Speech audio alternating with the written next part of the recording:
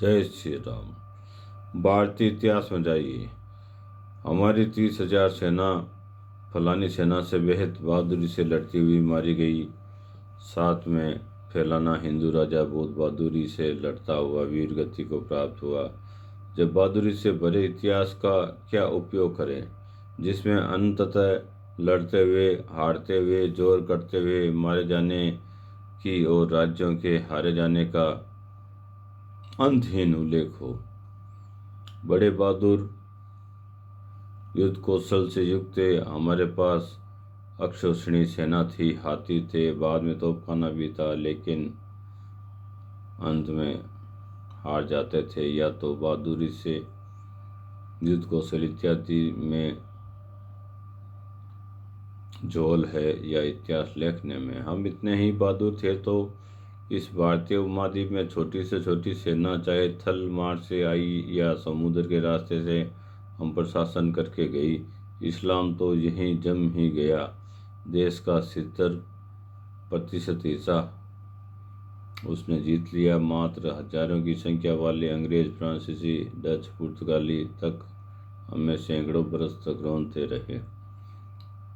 अब वर्तमान 1947 में आइए, पाकिस्तान चिन्हवा लेने के बाद भी हम अपनी वीरता की लंबी लंबी कथाएं फेंकते हैं, परंतु पाकिस्तान चीन ने भारतीय कश्मीर के 22,000 1,000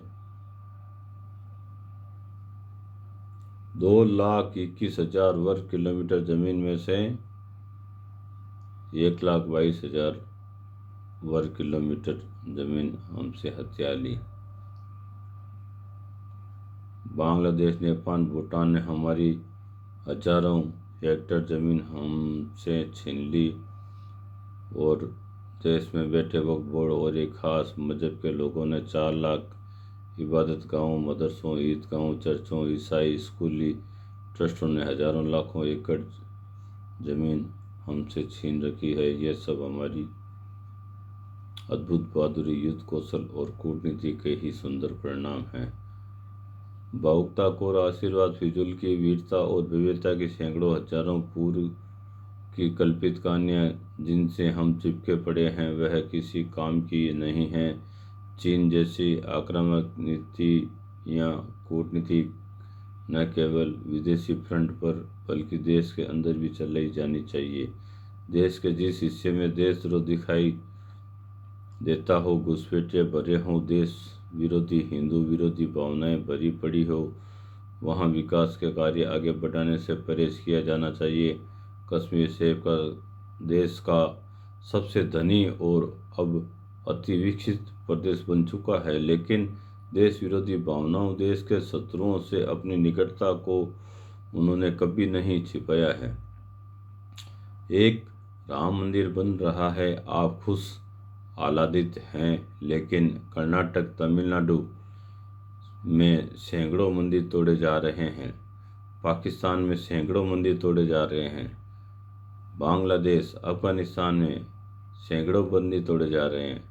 उन पर हमारे आंसू क्यों नहीं आते?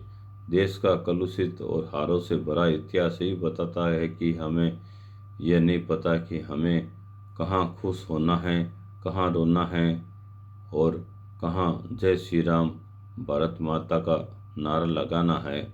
आप इसके बारे में सोचें और आप अपनी विजयश्री को कितना सार्थक मानते हैं, आप समझें।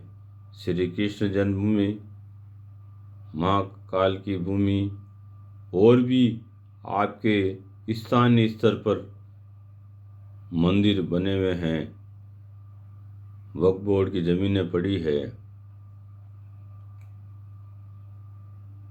गायों की भूमि, अंगूर, गोचर, चरागाह, मंदिरों की जमीन आपके स्थानीय स्तर पर कितनी सुरक्षित है? आप इस बारे में सोचें और उस जमीन को मुक्त कराने के लिए राजस्थान, जो भी आपका स्थानीय स्तर पर उच्च न्यायालय हो, उसकी डबल बेंच में आप उसकी अपील करें, उस जमीन को खाली कराएं। कुछ पैसा खर्च नहीं होना है, हिंदूवादी वकील को चुन लें, हम राजस्थान की धरती पर नागौर में यह काम कर रहे हैं, आप भी करें। सत्य सनातनी भावी विधायक राधेश्याम चौहान सैनी वकील साहब नागौर आपको जय श्री राम कहता है। आप भी जय श्री राम बोलिए। श्री कृष्ण बोलने का समय अभी बाकी है, महाकाल बोलने का भी समय अभी बाकी है। याद रखना, यह मैंने आपको क्यों कहा, इस पर चिंतन मनन जरूर करना। जय श्री राम।